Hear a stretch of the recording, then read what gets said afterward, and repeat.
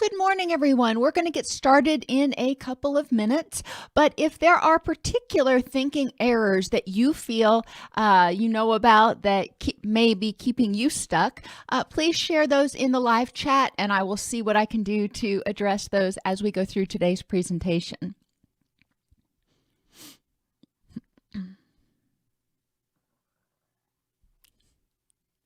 I'd like to welcome everybody to today's presentation of Integrative Behavioral Health. I'm your host, Dr. Dawn Elise Snipes. Today, we are talking about 10 thinking errors that may be keeping you miserable. Thinking errors are just what they sound like. They're errors in our thinking that happen when our brain manipulates our thoughts to fulfill our expectations of the situation. So, for example, if somebody in your present life starts behaving like somebody from your past, you may expect that they're going to do the exact same thing as that person in your past. But that doesn't necessarily mean that that's true. However, thinking errors would cause you to start seeing the things that are going to fulfill your expectations. Thinking errors are when our brain conforms our thoughts to our current headspace. If we are in a negative headspace, we tend to see the glass as half empty. We tend to see the sky as, partly cloudy instead of partly sunny. Thinking errors are usually extreme and involve words like, I must have this all of the time, and often create feelings of failure, inadequacy, unsafeness, and disempowerment. So when you have those thinking errors, it's important to take steps. Now, I've done a lot of videos on thinking errors and cognitive distortions. So you can look at the specific thinking errors that psychologists have identified over the years in some of those videos that are on the YouTube channel. Today, we're going to talk more specifically about 10 or so thinking errors that people have, specific thoughts that people have that may be keeping them stuck. Before we get to that, let's just really briefly think about why you care about this. What is the impact of thinking errors? And if you remember from the cognitive triad, our thoughts can impact our emotions, and our thoughts can actually impact our behaviors and our health, because our thoughts can trigger that HPA axis, that fight or flee. When we are stressed, when we are having stressful thoughts, it can have negative effects, including dysregulation of the fight or flee response, the HPA axis, dysregulation of the HPG or hypothalamic pituitary gonadal axis, and hypothalamic pituitary thyroid axis. Our gonadal hormones are our sex hormones, and that involves our libido, as well as a lot of other things. Your gonadal hormones are responsible for so much more than just reproduction. And the thyroid, we're all familiar with that as being a source of energy, if you want to think about that. But when your thyroid gets out of whack, it also can contribute to mood symptoms. When we're stressed, it alters the gut microbiome, increases inflammation, increases stress-related illnesses, headaches, GI distress, the risk of addictions, sleep problems, and causes eating changes, which tends to impact our mood, increasing feelings of helplessness, hopelessness, depression, anxiety, and anger, and interpersonally tends to make us more irritable, impatient, and sometimes we even withdraw. So obviously, we want to address these thinking errors. We don't want to keep feeling miserable.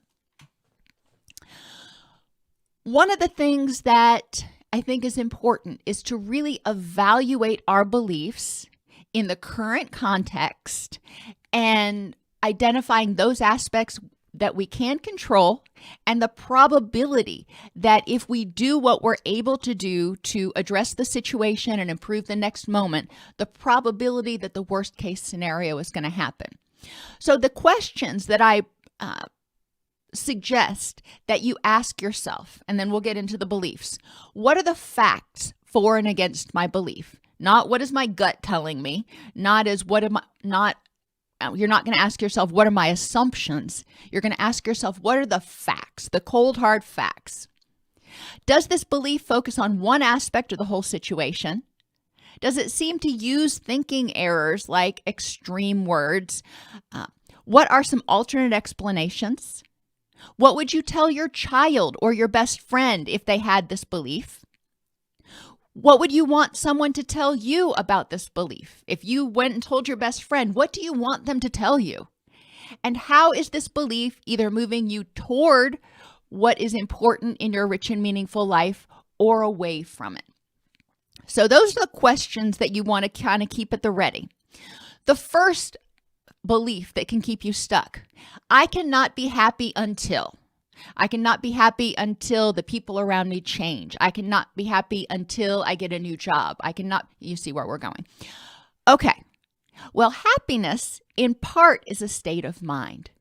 And it's important, we've talked about hardiness before, to recognize that you can have unhappy aspects of your life, but it's important to take a step back and look at your life in totality. So looking at the whole situation, not just one or two aspects of your life, to identify, are there things that are going well? It's also important to recognize that your thoughts and your perceptions of a situation can impact your mood. If you choose to see the negative, the scary, the downtrodden, then of course you're probably going to feel that way. So are there ways that you can perceive this situation as, instead of a failure, a learning experience, instead of a travesty, as an opportunity to grow? So you can choose to address your thoughts. Now, obviously, when you're unhappy, feelings are natural. That is your body's way of releasing energy. When you have distressful feelings, your body's way of releasing energy to say, hey, there might, emphasis, underscore, italicize, might be a problem. Use this energy to check it out. Based on my prior learning, my prior experiences, I think that there might be something that's amiss here. But your brain does not necessarily know. It's going on prior learning. It's not taking into account necessarily all of the facts in the current situation. So it's important to recognize that when you feel a feeling, it's important to check that feeling out. Make sure there's not a threat. Make sure you're safe. Once you're safe, then focus on, instead of focusing on all the ways that you're disempowered, focusing on all the ways that you can be empowered to learn from, grow, use your strengths to address this situation. Thought 2, it needs to be perfect, whatever it is, or I must be perfect in order to be loved. Well, all right, what are the facts for and against that belief? What are the facts that say that something or someone needs to be perfect in order to be lovable? And I would just jump down to this other question here. If your child or your best friend came to you and said, I need to be perfect in order to be loved, would you tell them, yeah, you're darn tootin', you need to be perfect? I'd hope not. So really consider whether you're using logic and you're using facts. What are the facts that support that lovability is tied to perfection? Look at some of the people that you admire, whether they're celebrities or people in your neighborhood, people at your church, people in your family, whomever. People that you admire, people that you love, people that you care about. Are they perfect? And I'm going to go out on a limb and say no. I really believe in my heart of hearts that there is no such thing as a perfect human being. However, are they deserving of love? Are they deserving of respect and caring? Okay. So if they are, then why is that not true about you? So really checking that and rephrasing it. Instead of saying, I must be perfect in everything that I do, you see those are extreme words there. Saying to yourself, I must do my best in the things that I do. Okay, Does your best mean perfection? No. But in recovery, a lot of times we talk about progress, not perfection. I would also underscore the fact that even if you're not perfect, even if you aren't doing your absolute best all the time, does that mean that you're not worthy of love? And it's important to recognize that. It's important to recognize that people are worthy of love because they're human beings. Not everybody's going to be on their A game all the time. Not everybody's going to be able to give 110% all the time. But does that detract from their lovability, their acceptability, their worth as a human being? And only you can decide that. But you want to look at what are the facts that say that if you're not perfect or doing your best 100% of the time, that you are not worthy. And I don't think you're really going to find many supporting facts for that. So restating things can be helpful. Things are either right or wrong or good or bad. Well, when we think dichotomously, it really can help keep us miserable. So we think that somebody is either a good person or a bad person. Again, I would say, let's look at the facts. If you're saying this person is a good person, let's look at the facts supporting that. Let's look at the facts. Are they perfect? Are they always good? And my guess is you're going to find the answer to be no. We can be good most of the time. You can be a mostly good person, but I dare say the majority of people are not perfect people, are not good all of the time. So it's important to recognize that you can make mistakes and be lovable. You can make a bad choice. You can hurt somebody's feelings and still be lovable. Occasionally you may do it. You can make amends for it, those sorts of things. But cutting yourself some slack and being willing to embrace the dialectics, being willing to embrace the middle ground, recognizing that people can be good and do things you don't like. People can be bad, just really rotten to the core and do things that you do like. And that can be, kind of confusing. So it's important to look at the situation, not overly globalized. If you're in a job that you like, and I think I talked about this yesterday, sometimes there are going to be things at your job that you don't like. And does that mean that your job is bad? No. It means that 90% of your job you absolutely adore. And 10% of your job, you really don't like. If you're in that framework of having to categorize as all good or all bad, what do you do with that? It makes it really hard. If you embrace the fact that virtually everything has good and bad aspects, and you can choose to accept things as they are, it relieves a lot of energy. I should be feeling. Well, you know what I think about shoulds. When you are feeling something, when you are doing something, when you are thinking something, that is what you are feeling, doing, or thinking. It is what it is. Who tells you what you should or should not be thinking? What are the facts telling you you should be thinking, feeling, or doing something different? When you say, I should be feeling, I should be unhappy about this situation. Okay, well, does that belief focus on one aspect or the whole situation? Does it seem to use thinking errors? Well, shoulds are a thinking error because it's saying, based on what other people tell me or what other people have told me in the past, I should be feeling this way. It's discounting your own thought process in the present moment. I don't like shoulds. It's important to back off from that. When you notice yourself saying shoulds, and we'll go with feeling, instead of saying I should be feeling, stepping back and saying I am feeling. And recognizing non-judgmentally how you're feeling, and then deciding based on the facts in the current moment, what is the next thing that you can do to improve the next moment. And when you get stuck on shoulds, really recognizing what voice that is in the back of your head that is telling you you should feel one way or another. Which takes us down to I must please everyone. What are the facts for that? What happens if you don't please everyone? Does it mean you're less lovable? Does it mean that some people may get, snitty for a minute? Well, maybe. But what does that mean about your lovability, your acceptability as a human being?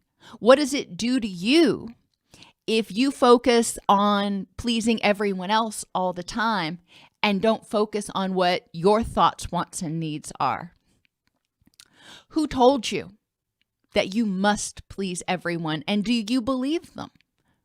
Do you think that that is actually true? Would you tell your child that they must please everyone all of the time? And if you do, why are you doing that? What are you trying to communicate to them? And what standard does that set? If they don't please everyone, what's going to happen? And is that based in fact? If they don't please you, and if you're a parent, you know that there are going to be times that your kids don't please you. Does that mean you don't love them anymore? There are going to be times when your friends don't do whatever you want them to do to please you. Does that mean that you don't love them anymore?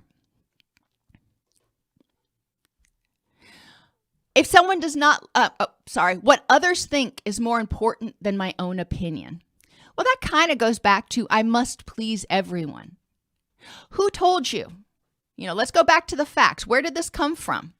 Who says that what others think is more important than your own opinion? What are the facts telling you that that is the God's honest truth? What's going to happen if you assert your opinion? What are the facts? What do you know for a fact is going to happen if you hold on to your opinion instead of accepting others' opinions or holding others' opinions up above yours? And it's important to recognize that there's a difference between being willing and able to hold on to your own opinion for yourself versus forcing or trying to force your opinion on other people. So recognizing that it is, in general, important for you to have your own opinion. Now, if you were raised in a household where someone had borderline personality disorder or an addiction, you were often taught don't talk, don't trust, don't feel. And you were also taught don't have your own opinion, which kind of goes along with don't think. But it's important once you are out of that situation to ask yourself, what is more important? What others think or what I think, and living authentically in my own self?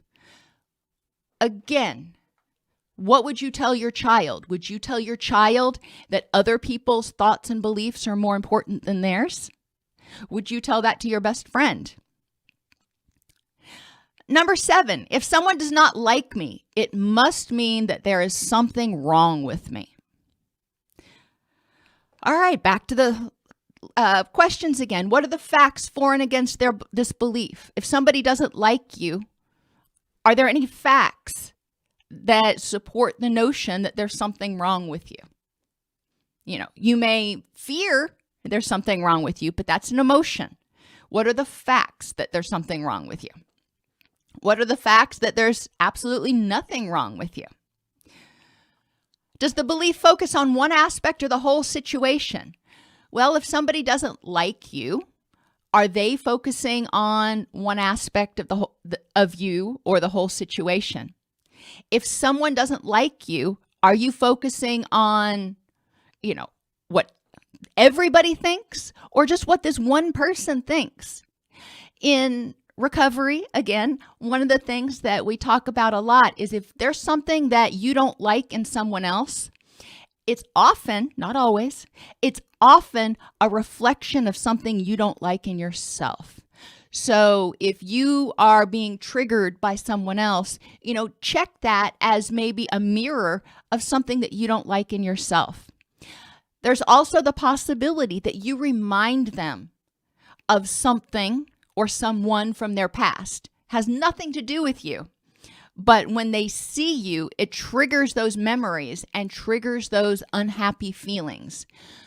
A lot of times, my point being, a lot of times when people don't like us, it has more to do with them than it has to do with us.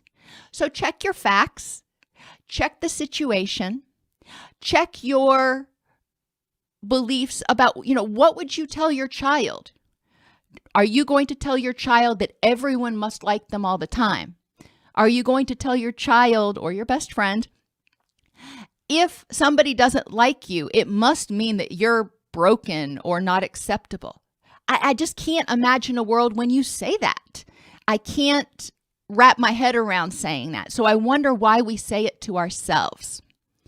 A lot of times, I think we do because we don't understand. We're looking for an alternate explanation for why this person may not like us, but we may not have the knowledge about transference and past experiences and reflection and all that stuff I just talked about. So it's important to think, why must this person not like me? Are there any alternate explanations that have nothing to do with me? Number 8, I know what other people think. And mind reading is such a toxic belief. If your significant other comes home and they're in a mood and quote unquote, why they're mad or why they're in a mood, that sets you up because you are using emotion-based reasoning to assume you know what they're thinking or what they want.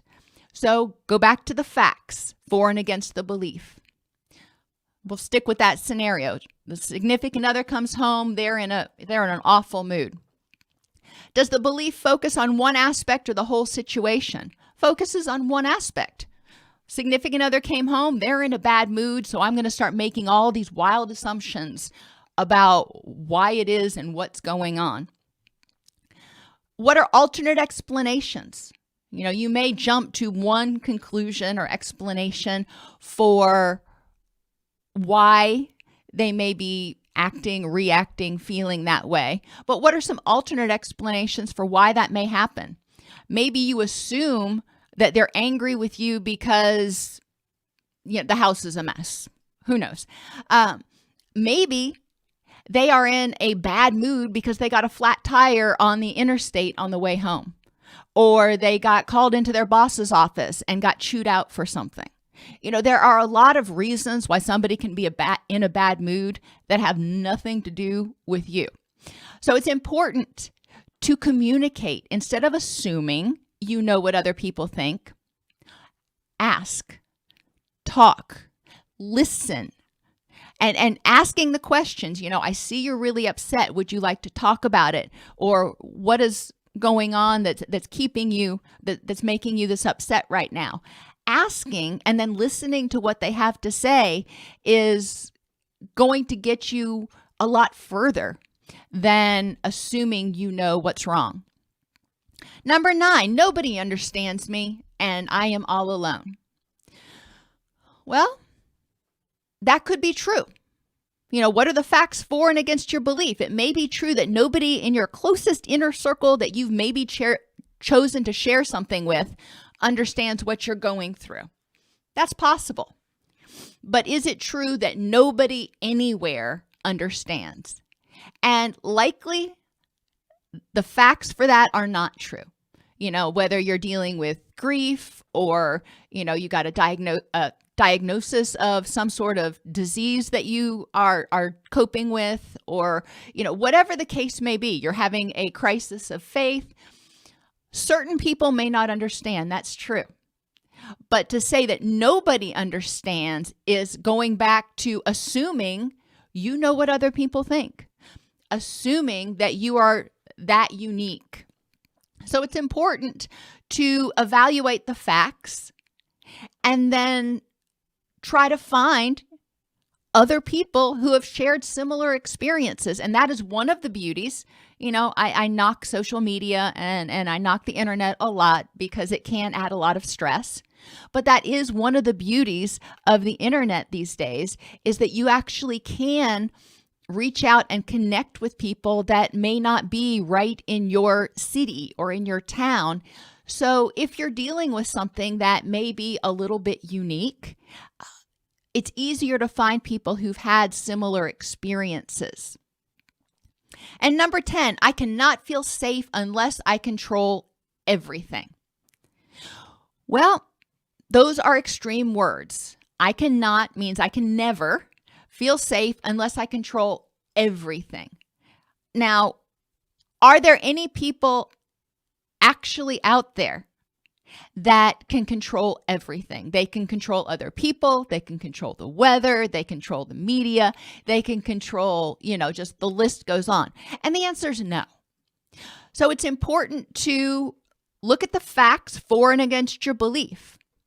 I cannot feel safe unless I can control everything. Well, going back, looking at your past, maybe even last week, were there times in that week when you felt safe? And if the answer is yes, then looking at those times and saying, was I in control of absolutely everything?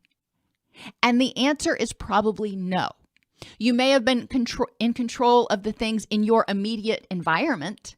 You may have been at home, where you could control, that the doors were locked and whether the blinds were open or shut and all that stuff. But you were not controlling what was going on 20 miles away. You were not controlling probably other people's behavior to a large extent, because other people are independent entities. So it's important to recognize, what is it that you need? What are the facts that identify what you need in order to feel safe? And does it mean that you have to control everything?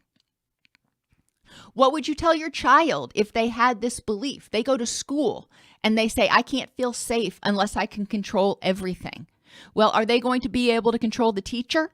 Probably not. The classmates? Probably not. The school bell schedule? Probably not.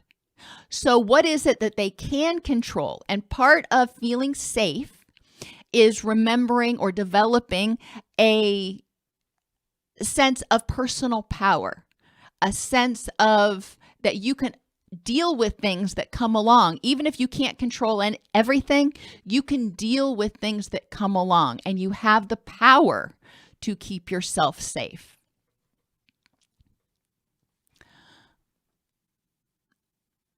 Again, when you're evaluating, when you start having thoughts that are contributing to distress, especially, it's important to just stop.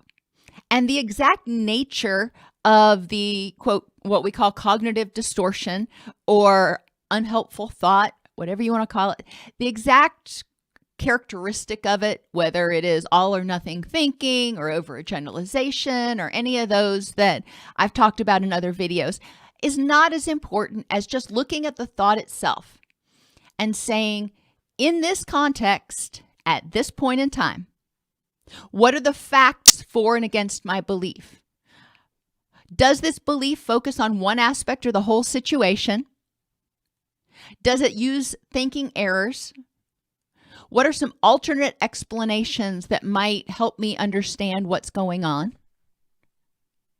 What would you tell your child if they came to you and had this belief? If they said this to you, what would you tell them? Or a child, not necessarily your child. What do you want someone to tell you about this belief? If you went to your, best confidant, your best friend, your pastor, whomever, and you told them this, what do you want them to tell you? What are you hoping they'll tell you to help you feel better? Well, then tell yourself that. And when you have beliefs that are unpleasant, that seem to be keeping you stuck in a quagmire of misery, it's important to really ask yourself, how is this belief moving me toward the things and people that are important in my life? Sometimes beliefs are there and they're just not even worth struggling with. And you can make the choice to say, you know what? I'm not even going to focus on that right now.